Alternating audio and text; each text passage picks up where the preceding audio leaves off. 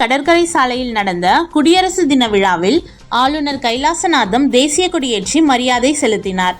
பள்ளி மாணவ மாணவிகளின் அணிவகுப்பும் மற்றும் கலை நிகழ்ச்சிகளும் நடத்தி உற்சாகமாக கொண்டாடினர். குடியரசு தின விழாவை முன்னிட்டு புதுவை கடற்கரை சாலையில் நேற்று காலை கோலாகலமாக நிகழ்ச்சிகள் நடந்தது.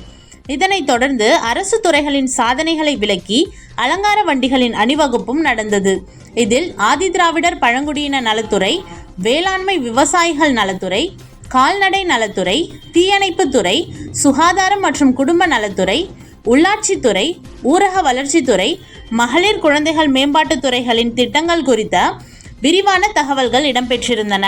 இதில் முதல் பரிசு ஆதிதிராவிடர் பழங்குடியினர் நலத்துறைக்கும், இரண்டாம் பரிசு மகளிர் குழந்தைகள் மேம்பாட்டுத் துறைக்கும் கிடைத்தது.